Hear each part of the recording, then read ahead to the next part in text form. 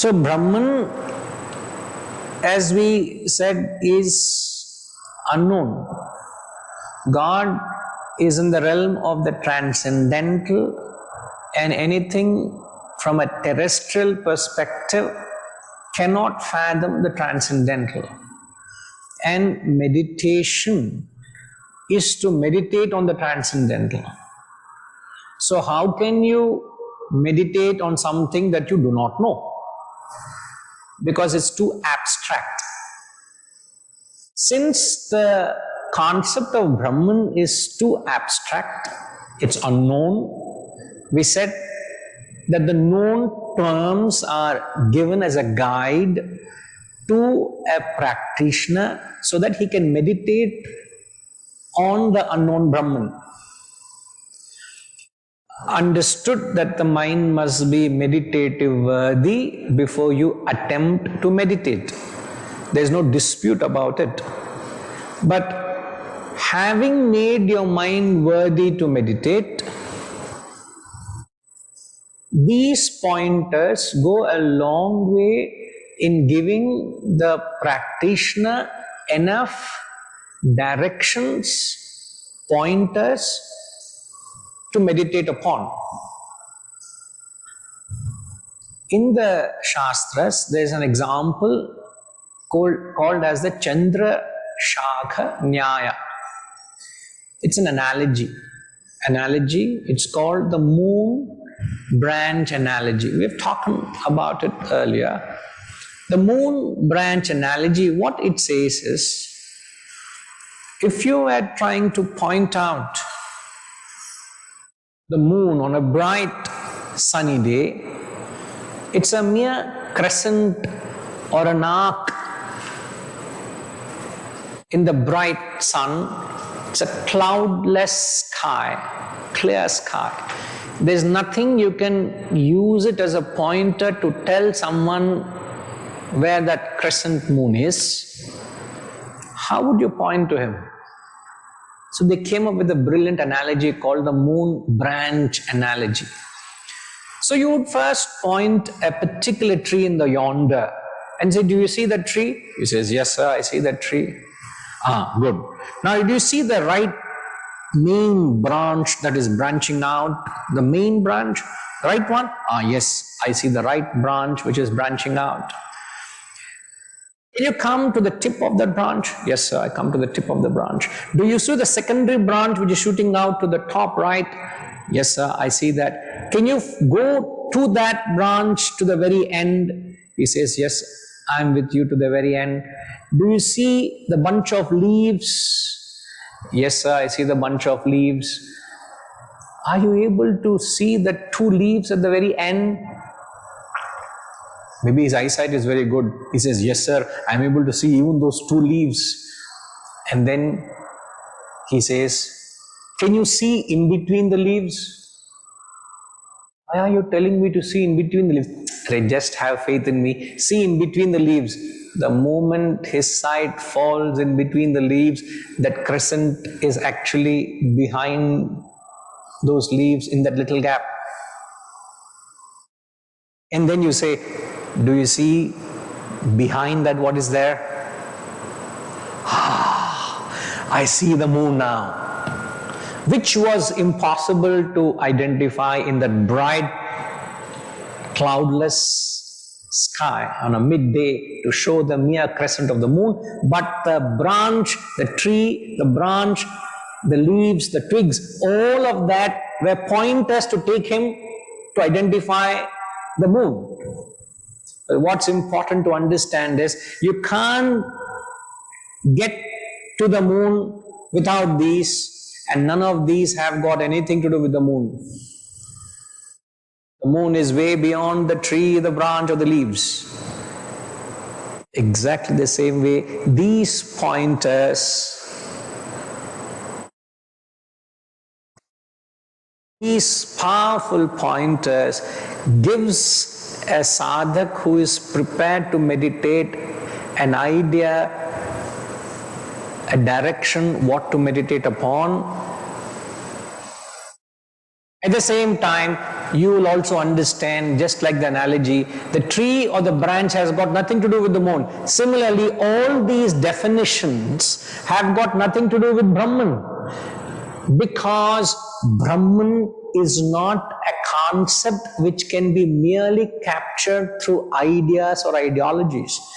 You can't just say, in a snap of your thought, I've captured God. You can't. You can't bring down God to a concept or an idea. Even the most brilliant minds cannot capture God. Therefore, we say God is beyond these concepts. It is merely a direction pointing you to what God is. It takes you to the point of realization. It doesn't give you realization. It takes you to the point, gives you the direction. Like a signpost only takes you up to it. It is not the destination. The signpost is not the destination. It only gives you direction. So these are very powerful pointers. Now, we already spoke of the few pointers briefly. I'll rush through them. Firstly, we said it is omniscient. It is the all. We took a mention of the consciousness, omniscient, which is the all-knowing principle. Puranam, we said it is the ancient. Consciousness is ancient because it existed before the world began. The world begins only in the second experience. Hariji, can you hear me? Okay. Hariji, everybody can hear you except you. What's happening, Hariji? Go ahead, please.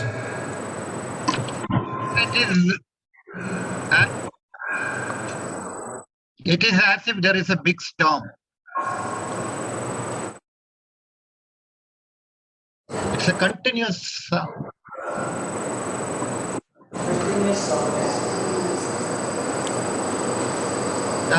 It is not. All in between there is a noise, but it's just volume. Communicate to him through chat.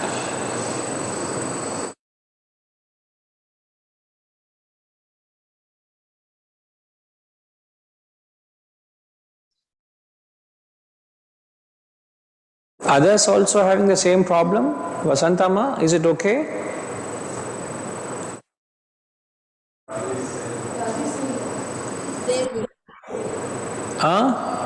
Disturbance is there, but sometimes it's going off. Disturbance is there. Sometimes it's going off. In the big last, before you cut the cutoff, it was clear. Battery was discharged. It was very clear. When was it clear? Before the battery got discharged from the mic. So maybe we should use the discharged battery then. Maybe don't know what is the solution. No, Hari Om Guruji. Hari Om Guruji. It is perfect now. Now it is good. Gayatri has made the necessary adjustments. It is perfect. Now it's good. What are you doing in the house, sir? You are needed here. Guruji, we had some guests who left only at 11:31. I don't accept all this. So we're not able to come. No problem, sir. All the way from as long as it is clear now, I think it should be fine. Perfect. Okay. Gayatri Ma, don't touch anything. You also don't touch anything. So, Kavim, Puranam is ancient. Ancient and ancient, sir, very, very old. So he says Brahman is the very oldest. It is so old that it existed before time, because time is born only after the world has begun. Time is born only in the second experience, but Brahman existed in the very first experience. Therefore, it is Puranam, Anushasitaram. It is the ruler. The ruler, I don't want to go into the detail. It is that which rules, and wherever there is a ruler, there are rules. The rules are implemented and rules are followed. And the world is nothing but a system which is governed by rules which we understand them as laws. Everything in the world is governed by laws. The material laws and the spiritual laws. The material laws govern the external world, the spiritual laws govern the internal world. So these laws are obediently functioning. And why they are functioning is because there is a ruler that is governing all these laws functioning. Therefore, he says it is anushasitaram. There's anushasan, there's a discipline. That's how you understand. And then we said anoraniyam. It is minuter than the minute. The Atman is so smaller than the smallest. It is subtler than the subtlest. It means Atman is all pervasive. And then we learned the concept that our spiritual sadhana should be in areas or realms where you are not able to see God. So God is everywhere. Brahman is everywhere. Therefore, what is the advice for you and me is to start identifying in areas where you don't see God. What are the areas you don't see God? Ushama, what we said last week? In a sinner, we don't see God. In a rajasic or tamasic person, we don't see God. It only means why we are not able to see the self in a rajasic and tamasic person, not that the self is any less in them. It's because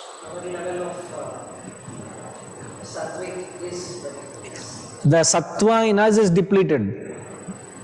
Because of lack of sattva in us, we are not able to see the self in them. Otherwise, God is there everywhere. No? All pervasive. But we only identify with God in certain areas, certain experiences, certain moments. It cannot be limited to that. So the accent is on your development to be able to see the God everywhere. So as you evolve, you will try to see Brahman everywhere, equally pervading everywhere. Janama anta untundi Devudu andaru anni jagalallo untaడంట Devudu. Correct? She is also sitting, so I must tell her also, no? She doesn't understand English.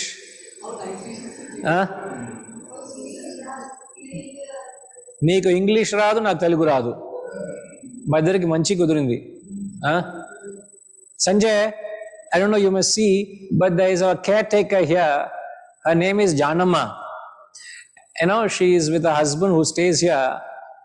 And she on her own, she has come and sat in the auditorium. And sadly, she doesn't understand English. Okay? And she doesn't understand English, and I can't speak in Telugu.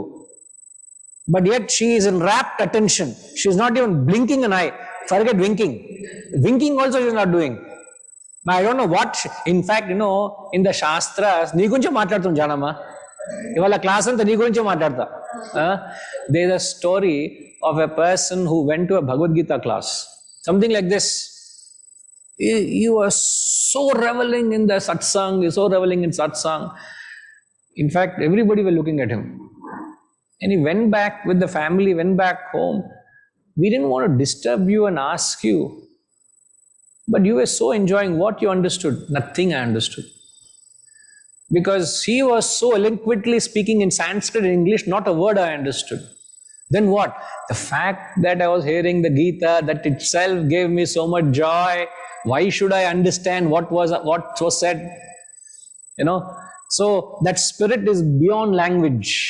You don't have to have language. Look at the smile on her face. What a glow she has. Such a spiritual glow she has on her face. నువ్వే నవ్వుతున్నావు అంటున్నాను. వీళ్ళందరికీ ఏం అర్థం కావట్లేదు. ఇక్కడ అక్కడ ఏం జానమ్మా, నీలో ఉన్న దేవుణ్ణి చూస్తున్నా నేను. కరెక్ట్ కదా? నీలో కరెక్టా?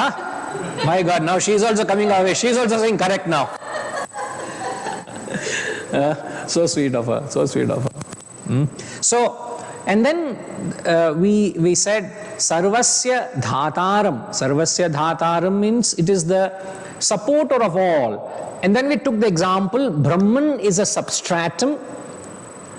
It's a base upon which there is a superimposition.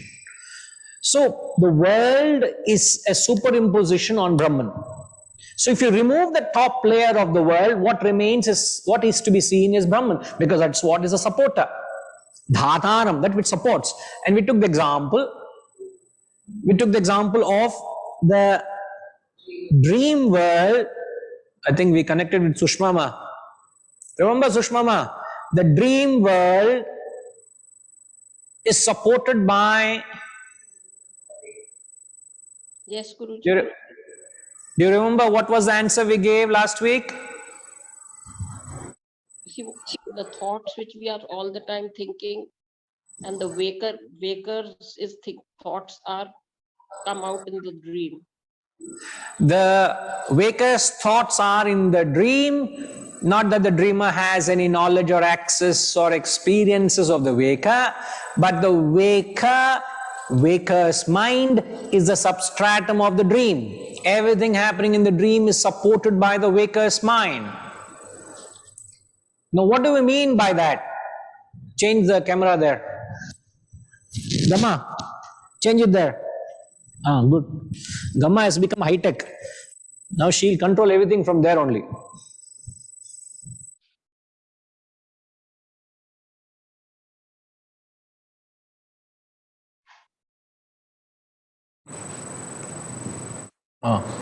Now, what we are telling is, what do I need to do now? That's all, huh?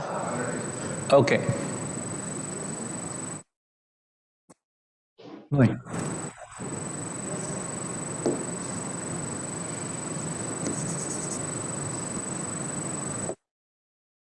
Pen is white only, no? Then, Gamma, you are needed here, Gamma. She's not yet, that parampara has not started yet. That Guru Shishya parampara has not started yet.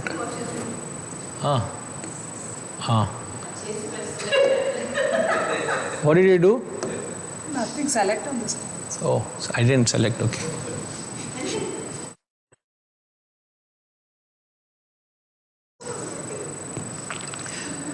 Now, Sushmama, are you able to see this? Yes, Guruji. Imagine this is the waker's mind, and then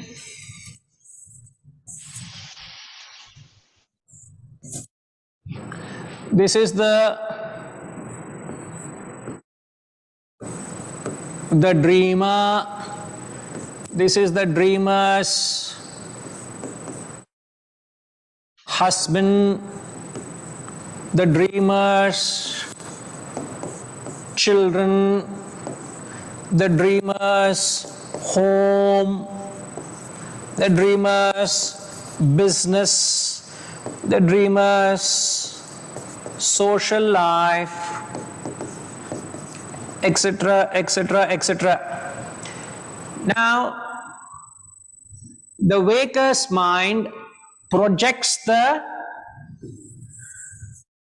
this is the dream. Am I right? Ready, Garu? Yes, Guruji.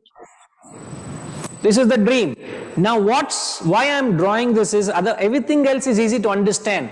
What we are trying to drive home is, the dreamer also is a figment of the waker's mind. Even the dreamer. It is not that the dreamer is projecting the dream world. Now, in this world, let's say Ramji, you are the architect, you have a wife, you have a child, you have a home, you have a business, you have a world, you are the architect, isn't it?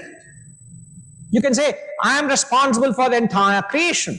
Very logical. But this logic doesn't hold good for the dream. It doesn't hold good for the dream. No. So imagine yourself to be in the dream world. You have a dream wife, you have a dream children, you have a dream business, you have a dream everything. Who has created that? The waker's mind is responsible for everything that's happening in the dream, including the dreamer. The dreamer also is just a ray of the waker's mind. Just a ray, an insignificant ray. So when the dreamer wakes up, the entire dream world along with the dreamer falls back. It's not that the dreamer exists separately. The existence of the dreamer has no independent existence other than the waker's mind.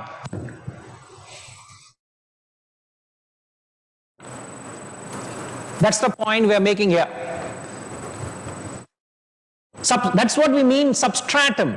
Everything in the dream, including the dreamer, is supported by the waker's mind.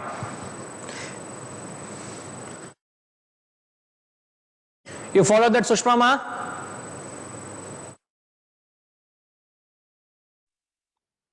Guruji, I have a question. Yes, please. Why is it in the dream, sometimes everything is so disjointed. You suddenly think of someone you knew 20, 30 years ago, and that person comes in, no connection. I mean, sometimes the dreams are very unconnected.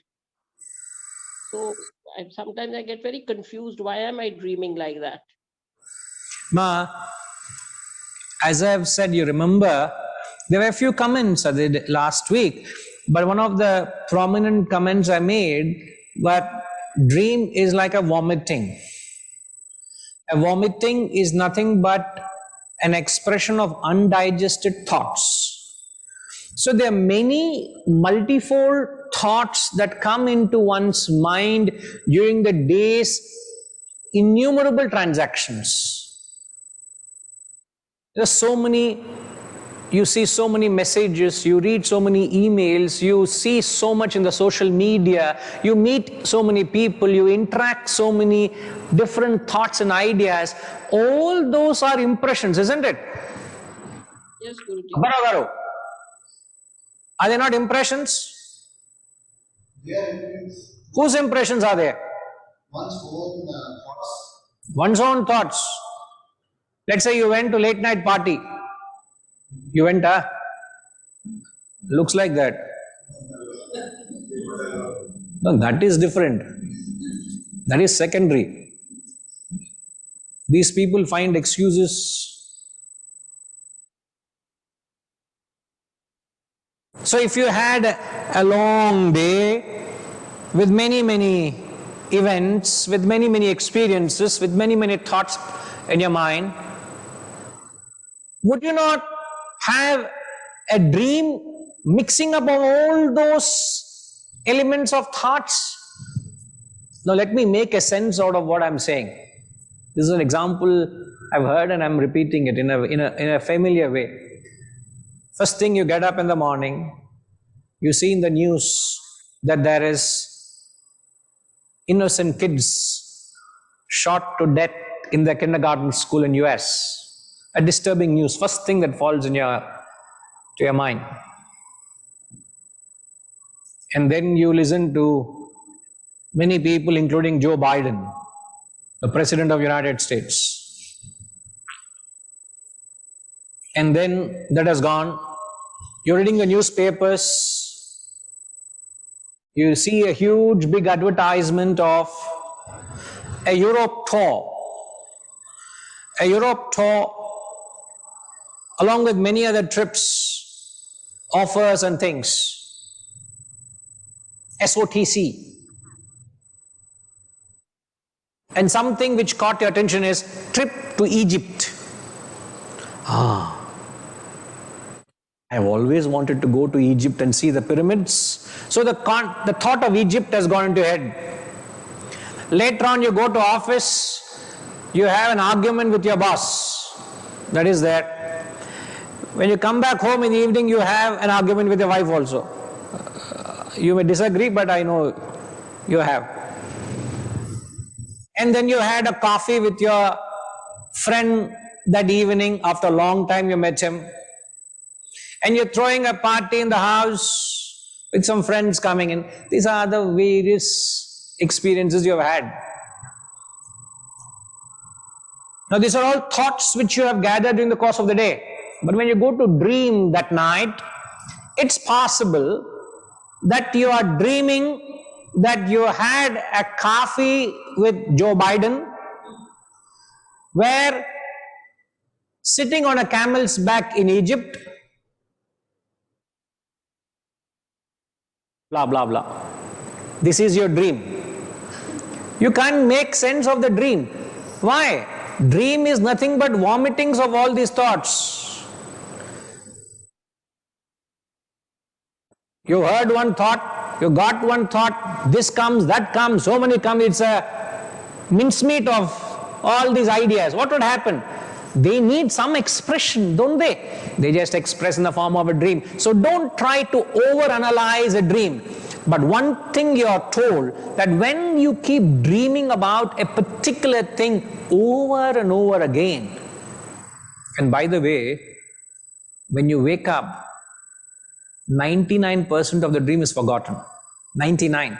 So what you recollect is reminiscence of the dream.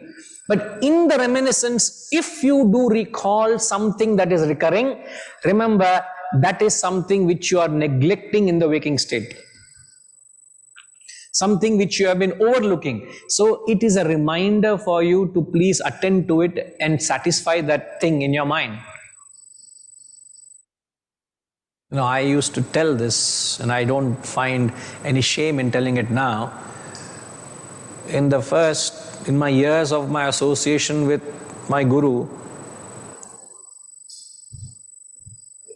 having spent over 25 years with him, he so much consumed me. I used to so much idolize him, and he was everything, he is everything. I'm nothing without his knowledge and wisdom he imparted. So he was so much in my thoughts. But sheer distance, the fact that we were based overseas, or I was out of the ashram after the first few years of stay there, I hardly used to get an opportunity to meet him. At least when I was abroad, once a year when he used to come, or when I used to come to India once in a year, so once or twice in a year, a few days in a year, I get to see him and speak to him. But when someone is so much overwhelming in your mind, when he is preoccupied your thoughts, when you're so much engrossed in him, and when you don't have the opportunity to spend the time with someone you want to, you wish to, what would happen? I used to end up dreaming of him. More often than not, my guru used to come into my dreams. It's just a sign that I needed him in my life. I'm just giving an example. You get it? But times have gone. But I'm just talking of how you should make sense of your dreams. And when I used to share this with my wife, she used to ask me, when do I ever used to come into my dream? I used to say yes, but I used to get up little haunted whenever you came. You do come, but then I used to get little terrified and I used to wake up. Sushmama, please say yes for that. Whenever she used to come into my dreams, I used to be little terrified. Am I not right there? Please say yes for my sake. And Vijaya is there right in front of me here. I am not telling on her back, I am telling in front of her. I don't think that would be right. I know you would suffer. I know you would not support me. In spite of all... Maybe you're only teasing her. No, Amma. As a guru, I take the seat, the sthana, and after I take the sthana, I only speak the truth of Paraguru. I can't speak the non-truth. Correct. Absolutely. See, Apparao Garu is agreeing that having taken the asana, I got to speak the truth only. Harishi, I think, also has similar such profound experiences of waking up from the dream terrified. Guruji. Hari Om Guruji. Talk of the devil, she appears. I didn't say that. Sorry, I didn't mean that, Rajima. We were just wondering that you were not there and suddenly she appeared. That's what I said. Hari Om, Guruji. Yes, sir. I just wanted to say the moment you had that vision, right? The dream ended because that was reality. The reel ended and the reality began. So it was a continuity. Sir, it never ended, sir. Continuity, sir. The reel didn't end. Only a different reel started. So, the waker's mind is the substratum of the dream. Yes, sir. Mic won't. Okay, right. So, we are short of battery, sir. I'll repeat for the benefit of the online class. Does it mean that if somebody doesn't have all these things, no family, no progress, no sort of life, either mind is thoughtless or his mind is full of thinking of Brahman. So does it mean that he will not have dreams? Or all these thoughts and experiences fill up the dream? Right? If all these are not there, somebody is meditating in a forest and then just in search of the Brahman. Not have dreams. The question Ramji is asking is, we took various references of experiences of the dreamer. And he's saying if a person is a recluse and he doesn't live a social life, he's not a married person, doesn't have all these worldly transactions, and he's somewhere in the woods just meditating, would he be dreaming at all? Sir, in spite of all of this, I was dreaming of my Guru, sir. I didn't dream of anything else. So isn't that an example? Where your thoughts consume, that's what you dream of. But to answer you technically, the base of what defines a waker is the vasanas. Vasanas, desires. Desires, whenever you remember, desires means they are unfulfilled. Anything which is fulfilled is not a desire, they're exhausted. It's an experience. Isn't it? You don't have a desire for experienced. So, when a waker entertains desires and they are not fulfilled, they come as dream.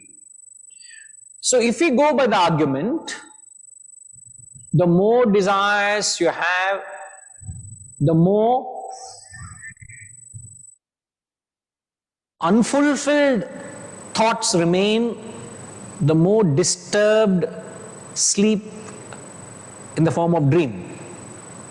As you spiritually evolve, your mind is more mature, you don't have unreasonable desires or expectations, your mind is less disturbed, you have more deep sleep, which is sound sleep. So I would go to the next and say, therefore, tasmat, an agitated mind has dreams. A mind which is calm has deep sleep, sound sleep. When your mind is disturbed or occupied with something, you cannot sleep. It could be something good. If you are anxious about something you're doing, imagine you worked on a project and you want to do something, you have worked so hard and you want to, and the time has come, the curtains are going to rise tomorrow, it's a big occasion. The previous night, most people can't sleep. In fact, I've heard of these sportsmen. I don't know whether you have heard of these sportsmen. Vasantama, with all your sports background, I'm sure you have heard. Are you right? Are you been a sportsman, Vasantama, isn't it? Me, Guruji? No, Not much. Yes, little bit. Yes. Have you heard of these sportsmen saying that when they are playing these major tournaments, if it's a World Cup match or any important match in their career, the night previous to the tournament, they can't actually sleep. They can't sleep. Anxiety. And I've heard Sachin Tendulkar, I don't want to brand him, but I remember listening to him many a time that he couldn't sleep the previous night. So major tournament next day, India-Pakistan match, he can't sleep the previous night. So much pressure. So much anxiety, so much is going on in the mind. Mind can't be calm so that he can just have a normal sleep. So, the lesser the desires, the mind is calm, natural effect till you'll sleep. You are more peaceful in the waking state, you'll have a sound sleep. But more desires, you are more agitated in the waking state, invariably you'll have a disturbed sleep. But you can't conclude, because I am sleeping well, I am spiritually evolved. Don't conclude that way. That conclusion is very terrifying. Oh, boy, I am sleeping like a hog, like a log I sleep. That means I am highly spiritually elevated. Possible, highly tamasic. Kumbhakarna, that fellow. Kumbhakarna slept 6 months and a year he slept. That doesn't mean he's spiritually evolved. Even if you kick him, he's not waking up. Wow, highly evolved fellow. Every day he gets up at 11 o'clock in the morning. Very spiritually evolved. Don't conclude that way, sir. That's not the rational conclusion thereafter. But we are only saying it's a healthy mind. The entire dream is a figment of the waker's mind. There is no independent existence. So how healthy is your waker's mind depends on how healthy your how healthy you sleep. So your sleep patterns depend on how healthy your mind is. You don't address the cause, you can't get a solution to the problems of sleep. In fact, you can take sleeping pills and you can't sleep. People can't sleep with the pills. Okay, I can't understand how unhealthy their mind is. It's a sad state of the modern mind today. Can a sensitive and emotional person consider having an unhealthy mind? Can a sensitive, Ushama is asking, can a sensitive and a emotional person, what happens during the day has an unhealthy mind? Now, the definition of unhealthy mind is when your mind is house of emotions. That's one of the definitions of the mind. Your mind houses desires and emotions. When your mind is sensitized by the various emotions that it toys with, it invariably gets affected. Therefore, it is disturbed. Therefore, it's an unhealthy state. A mind which is not affected is a healthy state. Yet it feels. It has to feel, yet it remains unaffected because it's control of the intellect. Once the intellect controls the mind, then there's no problem. But when the intellect is absent, the mind is vulnerable to the variety of emotions. It could be joy, it could be ecstasy, it could be somebody flinging a nasty remark or disreputing you or throwing a vent of anger at you or overpraising you. Oh, I feel very good because somebody said I've lost some weight. Reality is I've not lost. Chumma, that person said to please me and I'm feeling good about it. Why are you so affected by other fellows' opinion? Don't you know the reality? That's a very, vulnerable. Such a mind is never stable. Never stable.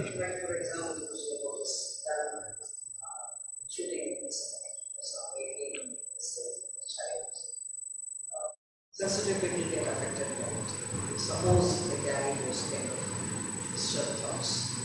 So is it to say that the intellect is not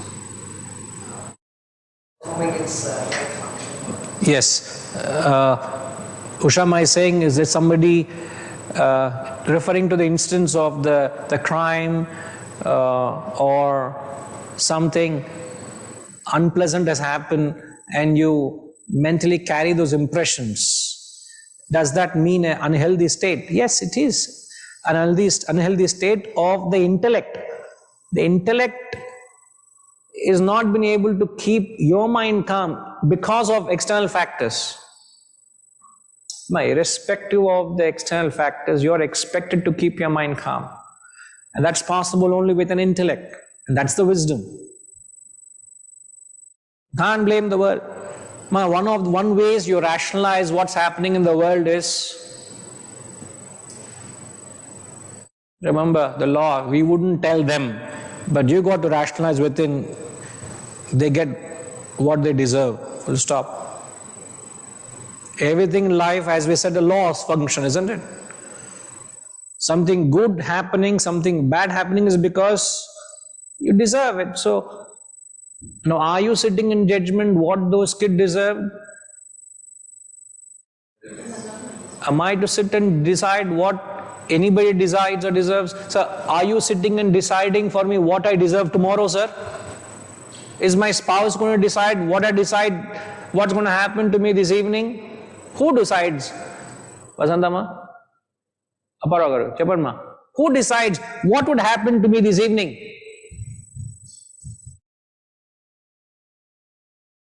It's my own karma, my own fate. Just by closing our eyes that it is somebody else's karma and fate. I don't know if that's possible. Why are you tagging along yourself with everything and being around you? When have you become a social guardian or a custodian of everything that's happening around in the world?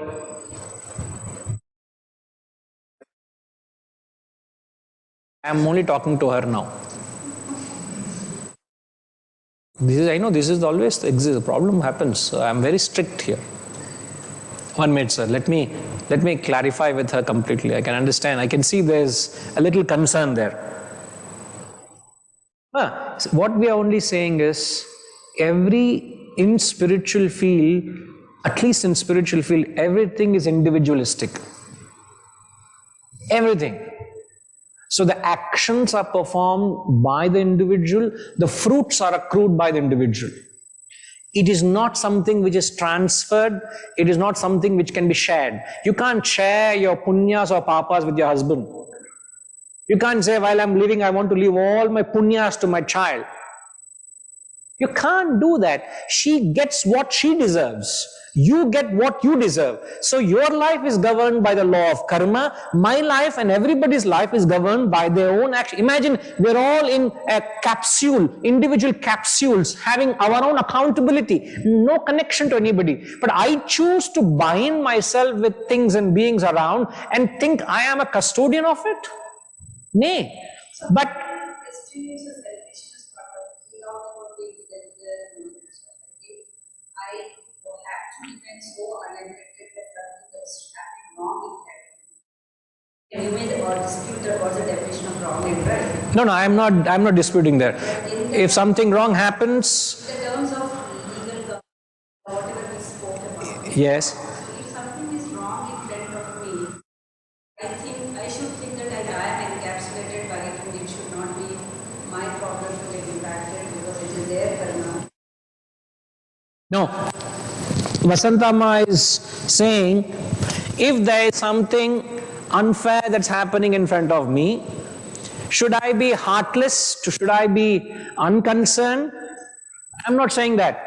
Now what I'm only trying to say is,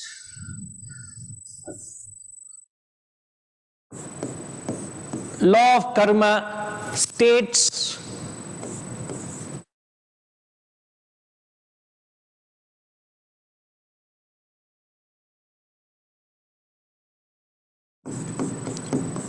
you get what you deserve.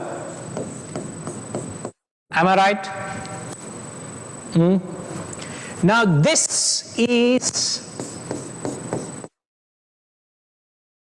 an intellectual understanding. Your intellect must understand that there's a law which governs everybody's life. Now this does not mean you become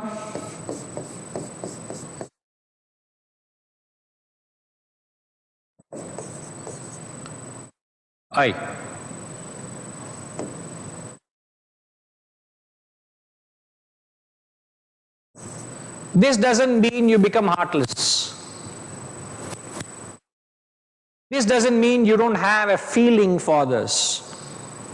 Now, when you have the intellectual understanding, what happens is you remain unaffected by whatever that happens around you, because you are grounded on this law. Because you are grounded on the law,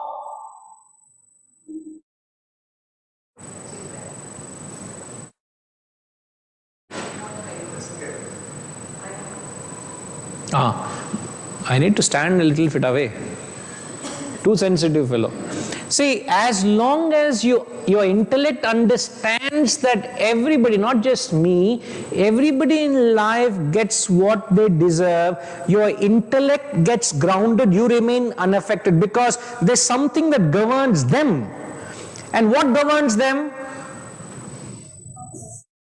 No. Law of karma governs them. But what does law of karma says? What governs them is their own actions over which you have no control. If some beggar I see on the road, paralyzed in hot summer, he's with no limbs, he is on the tarmac, heat, in the car, in the aircon, I am suffering. How could that man be on the roads begging for petty sum? You look at him, you understand, I feel sorry for him. Your heart feels for him. You also understand, I don't know what that person has done to deserve it, because the law is not unfair to him. It cannot be. So there's a twofold thought. You understand that that person has done something to deserve it. I do not know. Even if you know the person, you don't know what he has done to deserve it. Even if you know a person, you don't know what they have done to deserve it. Secondly, you have to have a heart. You have to feel. And thereafter, the most important thing is you must act on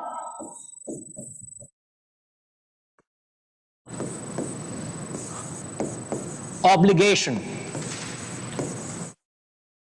If you find yourself in any way you're obligated to alleviate that person's suffering, if you feel you're responsible in any way to help that person, please do. If you find an obligation. If you think my obligation is to relieve all these beggars from the streets and give them a modest and a decent living so that they don't have to go onto the streets, let me give them some skill that they can make a livelihood out of it. If that is what is your life's purpose, if you want to devote your life for that, go and do that. Don't complain. That's your obligation. Some of them do it. Now, if you ask me, sir, is that my obligation? No. My obligation is I want to attain self-realization. I want to gain this wisdom. I want to serve this knowledge. Don't ask me why. So when a beggar knocks at my glass door at a traffic light, I say namaskaram to him. I'm sorry, I can't help you. I'm sorry for you, but I can't help you. Because me giving 10 rupees to you is not going to do any good, but encourage you to beg more. So I am doing more harm than good to you. So I wouldn't want to part with my 10 rupees to you. Not because I don't want to part, because my parting is going to do more harm than good. So I quietly walk away. Now, am I wrong there? Rationalize. In this process, if you rationalize with any situation, your intellect understands that there's a law which governs, which is it's universal. Nobody is different. Where you are obliged, please do that, because if you don't do that, thereafter one would end up committing a sin, because then you have not done your dharma. If you feel you're obliged, just like you wouldn't neglect your child. Would you neglect your child if it requires any attention? No. The same way you wouldn't to anybody else. So how different is it? I don't see any difference. As long as you feel obliged. But many people operate on the mere impulse of an emotion. And that's why they remain. Go back to the earlier chart where you are affected by it. So others' suffering becomes your suffering. I am only saying, when have you become custodian of their lives? On what jurisdiction you can justify that I also should suffer when others suffer? Adem logic, sir. Your stomach hurts because you have eaten a chili. Why should my stomach pain because of that? Huh? But you should remain unaffected so that you can perform your duties well. As a mother, if you are not affected, only then can you be of help to someone, isn't it? If you yourself are completely tattered, shattered, can you be of any service or help to others? So it's your primary responsibility to remain balanced and unaffected. It can be your kith and kin, it can be near and dear. They are all settling their karmas. Let them settle their karmas. See what role you can play to help them, that's about all. To guide them. But you do not, remember, write down this line, do not be the custodian of their conscience. You don't sit and decide what they should and they shouldn't. That's their life. Gain a certain independency from their lives. You are not a custodian of their conscience.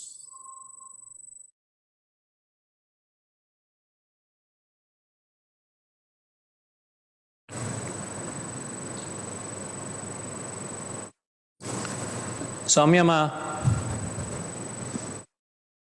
One's papam or punyam does not affect their children.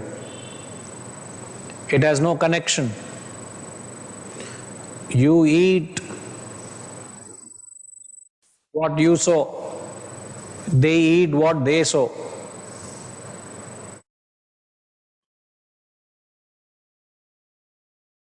Your actions are not responsible for their fruits. Their actions are responsible for their fruits. It just happens that you both have met in this lifetime. There is a seeming connection, that's all. You don't have ownership over them. They have no connection with you. Because when you go, do you take them along?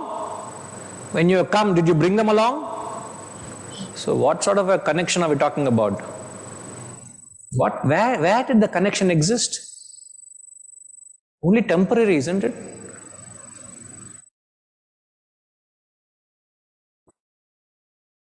So once you have these thoughts and you're grounded, then you're not tossed by emotions and see what's happening. You understand that's karma, that's life. Mysteriously, you just stand and observe it. In fact, there are very mysterious things that happen, but you just understand this life. And in that, you must see a life's purpose. Don't get caught up in all that's happening. Easy to get caught up, ma. What I'm saying is easy. One who has a heart gets caught up. But one who has a clear head will not get lost. And he says, I want to do good. So, okay, why are we doing this? What is the effort behind this? Is to, so that this knowledge does reach people. Small baby steps we are making, but it must reach. So I am doing my dharma. I am doing my duty.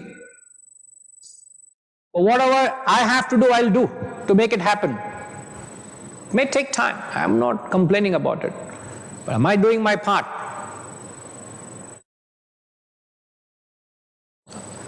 Are you able to reconcile? That you're not sitting quiet and see the other people suffering. You rationalize within. But then see, if you have a dharma, you play your role. If you don't have any role to play, you must learn to be a witness and say, I have got nothing to do with it.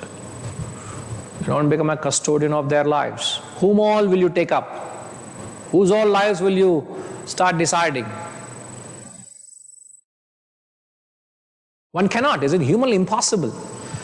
And then after a while, even when you draw a line, I'll say, what basis you draw a line? Oh, I only want to help people, poverty in my area only. What sort of a selfishness is that? In Jubilee Hills area, I will see. Banjara Hills, I will not see. Otherwise, I don't like people in that area. Let them do, no, what are they doing? Why should I only do that? That kind of a, why should I only do that? Then it becomes very possessive. Do where you're obligated and leave it there.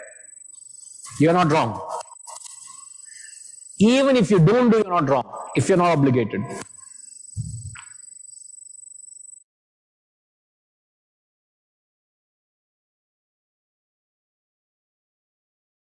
Yes, Rajima. Do not be the custodian of their conscience. You wrote it down.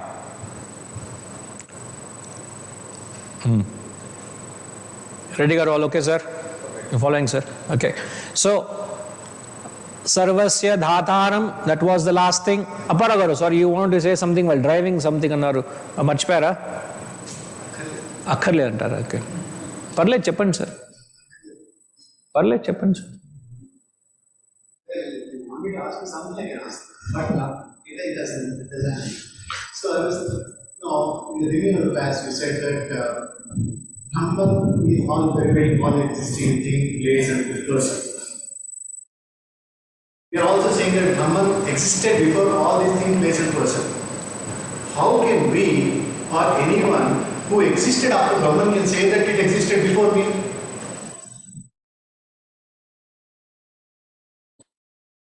We are not saying, the men of realization are saying. How can they say that? What I'm saying is that how can someone say that after the existence, we are all in the part of the existence. After the existence, how can we say something that is, something that has existed before us? Even whatever it may be Gita, it may be Upanishad, whatever it is, someone has said that before us it is existed. Especially with such an abstract object we are talking about. Sir, that's why we said we can't pinpoint, we can't capture Brahman through these definitions. They're just indicative. One of the other descriptions of Brahman we are told is that which is imperishable. Imperishable, that which doesn't change, means it is not perishable, it is not subjected to change, it does not dead because it's not born. Now, how you can also ask the question, how can you say of something which is not born by a person who is born? Then we are entering into areas of questions which are difficult to answer. Give me a 1 week's notice and then ask such questions. I may do little study and come. In the Madre questions and all, no, I know. Now I'll not repeat, I'll not pressurize Appara Garu to ask questions because I know this is the kind of questions he's going to ask me. So, these are all indicators, sir. It is impossible to pinpoint Brahman and say this is what it is. These are only giving you an idea as to what it is. I mentioned in the very beginning, these are all indicators.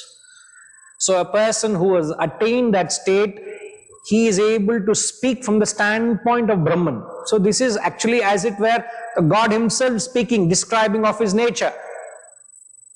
So we don't. Is the experience itself. Is the faith you have on these men who have that experience. Two things, it's their experience and the faith you bestow onto them. Beyond than that, there's nothing else. If you don't believe in it, get there and talk.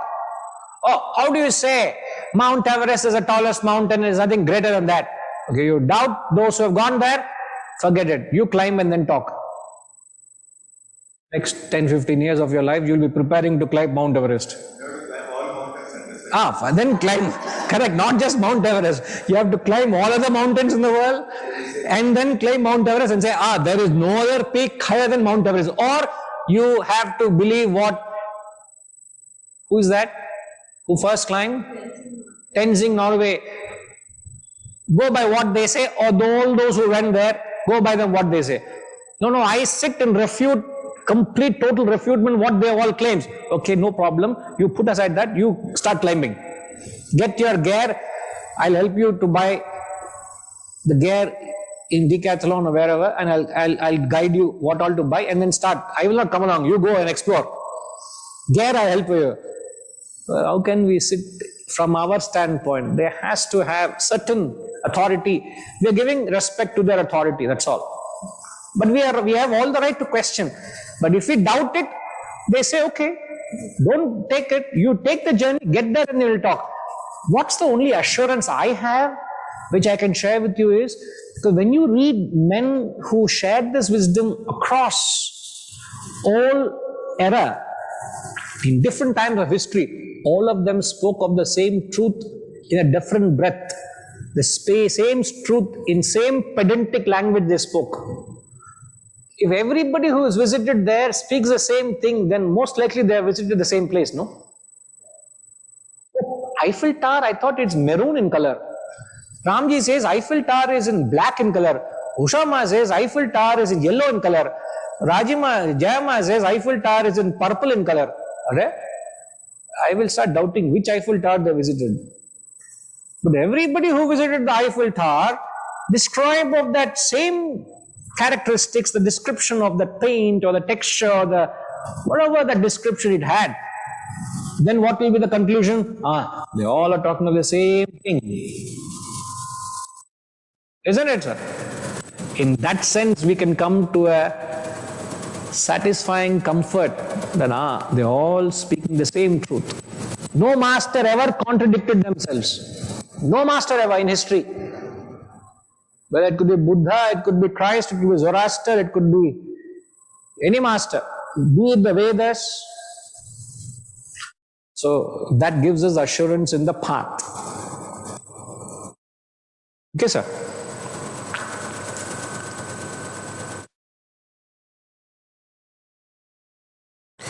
Saumyama is asking,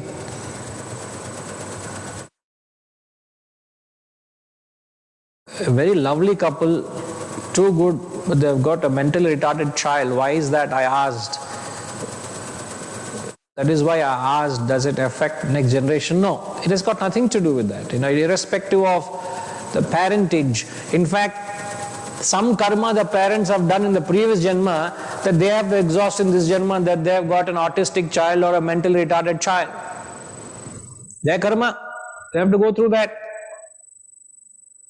And the child's karma to exhaust, the parent's karma to exhaust. Each one is independently exhausting. That's the beauty. No connections. Like, I go down the road, I have a terrible accident, I'm hospitalized with my hip bone broken, fractures, and hospitalized and become immobilized for next 6 months. The truck fellow who hit me, do I know that fellow? That fellow is drunk. End result, nothing happened to him. I am in bedridden, become a caricature for next 6 months, lost my normalcy. What connection is there between him and me? Any connection, Vasantama? Why am I going through this? If at all. My karma. But come and visit me if that happens, please. Because Guruji said, you must feel, no? Any help you can, please do. I go. I'm saying, where your obligation, you say, okay, as a student of Vinayji, I'm obliged to be of any service, if at all I can be. The least courtesy, I visit him and inquire about his well-being, inquire a family, console them and give them the support. Beyond that, you may not be obligated. But at the same time, you understand, he must have done something to deserve it. Sorry for that. You don't come and tell that to me. You deserve it, Guruji. Please don't do that. Don't come and tell me, Guruji, you deserve something, you must have done so terribly bad, you deserve it, therefore you're getting it. Now your karma is settled. I am very happy. Don't come and give a lecture to me then. Not sure. So, intellectually it's something you understand, emotionally you feel, act on obligation. So, intellect, mind, body. Intellectually you understand, emotionally you feel, action is your obligation. It's such, if you are able to put it in this clarity, you'll have no problem. Intellectually you understand, mentally you feel, physically you act on obligation. What is your dharma to do?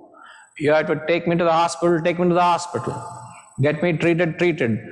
I don't buy medicine, that's not my dharma, don't buy medicine. Medicine you have to buy yourself. Okay, that's not your dharma, don't do it. Example. You feel, no Guruji, I think I should do more than that. Do what you're obliged to do. Who's telling you what? Your dharma, your own obligation will tell you what to do. You should know. to what extent you have an obligation to your guru. You will decide that. You can give your life to your guru and say, I want to serve my guru and do what he's doing. I don't decide, you decide that. See, so many students I have. What is their reciprocation of their love to their guru? Who am I to decide that? I don't decide that. I gave my life to my guru. I sacrifice whatever I can to not that he needs me, because I wanted to serve him. I wanted to be an ambassador so that I can serve my guru. I did what I can, humanly, inhuman possible, I try to do. Because it's my bhavana and my spirit of service to him for what he gave. If somebody doesn't do, you think my guru is sitting and breaking his head, why that fellow is not doing? No. That is his dharma. He's individualistic.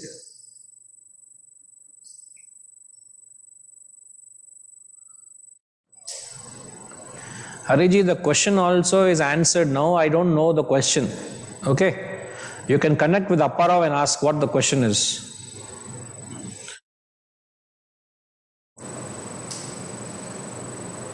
Right. So, yeah, moving on in the 9th verse, we are hopefully, we are almost there. But let me finish this 9th verse so we come back fresh next week. So, moving on in the 9th verse, Achintya Rupam. One of the last few definitions in the 9th verse, he gives inconceivable form. Inconceivable form you can't conceive because it's no form. Difficult to relate, sir. Inconceivable form. I can't conceive at all means no form. Form ante conceivable. Rupam ante en, sir? Ready garu? It's a figure, it's a form. Chinta ante Alochana ante thinking. Chinta ante no thinking. Chintya Rupam means unthinkable form. Just breaking that word. Achintya Rupam ni Chinta thinking, Chinta no thinking, Rupam unthinkable form, which means God is formless. They're putting in that language. It's impossible. Now, why is God impossible to think?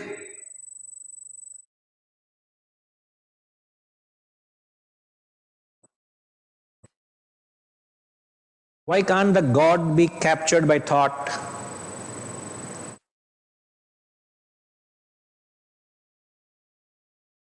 No, that is a description for it's formless. My question is, why can't God be captured? What was the question? By thought. By thought. I said that thought. No. It is because, Guruji, is it because all the adjectives get exhausted when we try to describe? It's not because your adjectives are exhausted. We don't have the language to describe God, certainly so. But the question is, why can't you capture God in a thought? Achintya, it is beyond thought. So, beyond the forms that we have, we can imagine. That is one thing. Yes. Beyond the gunas that we can actually attribute, that is another thing. Yes. Then, so these are things, that's the reason you are unable to attribute something within and conceive them in the thoughts. Sir, the moment you say you can conceive a thought, you can say that terrestrial. The moment you say conceive a thought, Sanjay, what is it that is being conceived?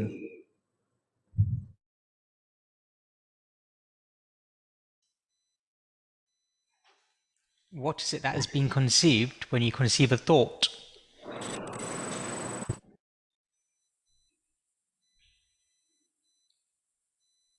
I don't know, Guru. Can you give an example of what you're conceiving? Of intellect conceiving something. Can you give an example?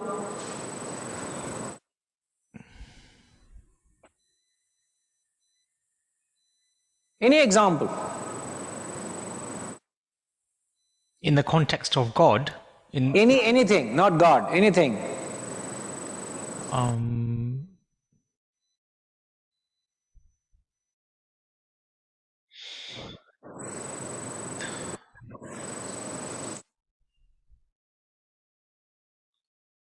No, I'm stuck. Can you conceive of space shuttle? Space shuttle. Yeah. You can think of it in your intellect, can't you? Yes. You can think of,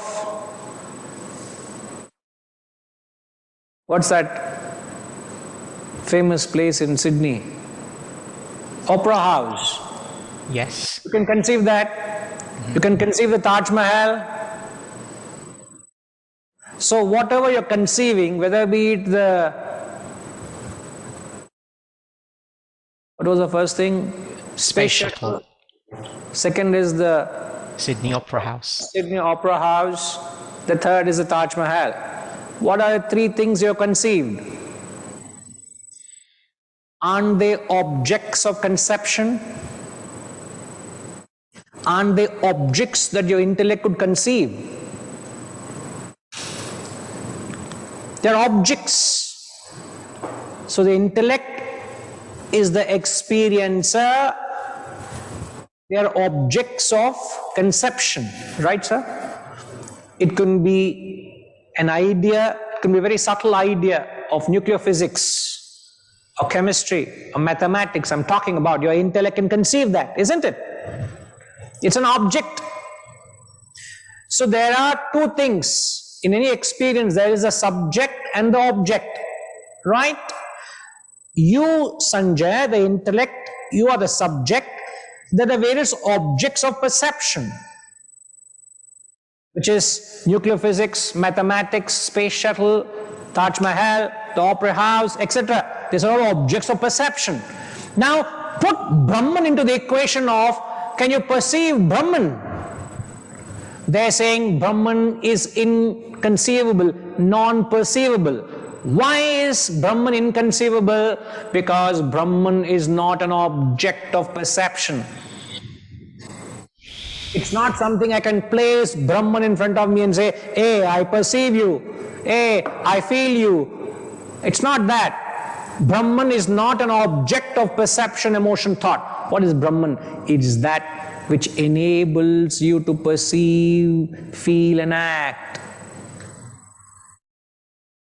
Brahman is not an object of perception, emotion and thought. What is Brahman? Brahman is the very subject which enables you to perceive, feel and act. Since it's the very subject that enables you to conceive, you can't conceive it. It enables you to conceive. How can you conceive it? It can't, isn't it? You can't go backwards. It's like the torch is lit because of the batteries. And in the pitch darkness, with the help of a powerful torch, you can see everything else. But you won't know. These are very powerful batteries, huh? I want to know which make it is. Pitch darkness. You want to know which make of the battery it is. Very quickly you dismantle the torch to see the make of the battery. Where is the light to see? No light, because the battery that which gives light to that torch itself is gone. So you would know the make of the torch, the source. You can't see it. That's the reason they say inconceivable, achintya rupam. So consciousness is that which enlivens the thoughts. Since it enlivens the thoughts can't conceive that which enlivens. That's all. Chapter closed there. Chapter closed, sir. No more discussion, sir. Before Apara Garu asks any question, we will chant the 9th mantra once again. I know something is going to come. Before you say anything, to rest my case, I am going to chant the 9th mantra once more and then Purnamada. I am in very safe territory today. Let's chant once. All of you online as well, if you can chant along with me, and those here also chant along. We'll try to chant twice, okay? Kavim Puranam Anushasitaram Anoraniyam Samanusmaredhyaha Sarvasya Dhataram Achintya Rupam Adityavarnam tamasa parastat. Once more. Kavim Puranamanushasitaram Anuraniyam Samanusmaredhyaha Sarvasya Dhataramachintya Rupam Adityavarnam Tamasa Parastat. See, once you chant, it has a different feeling. You intellectualize, has a different feeling. So let your head and heart come together to make some sense of what it is. Aparagaru. Some sense, sir. Me heart tiskarandi, me head in tiskarandi. Bring both together, we'll make some sense of what it is.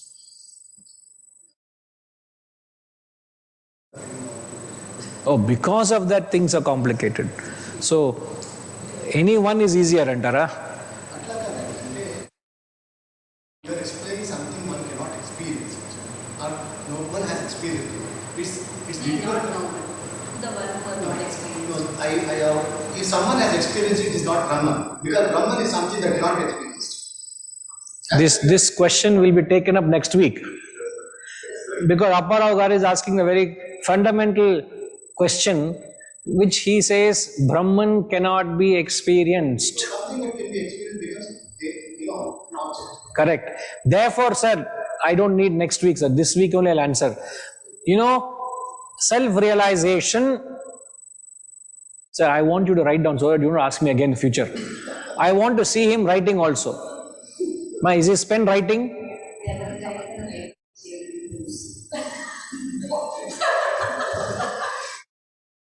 He's writing on a piece of paper, apparently he's going to lose. Anyway, we'll make sure, Vasantama, make sure he doesn't lose this. You write for him in a book and tell him.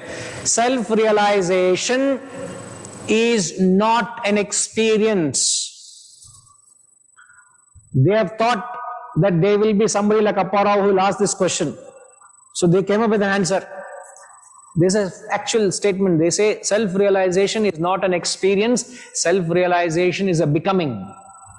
You become the self.